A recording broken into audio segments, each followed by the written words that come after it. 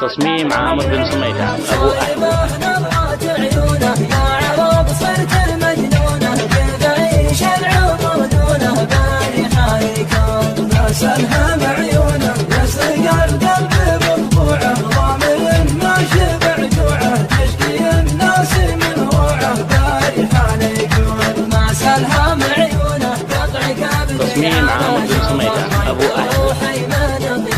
وأحيا مجمل وصوفه بني حالكم نسلها بعيونه يصعب الوصف لا كفه وانت قبل علي كفه هذا في منه ما عفه باري حالكم نسلها بعيونه وجنته برد والبارك صادق ليله وشارك وسط مجدوله البارك باري حالكم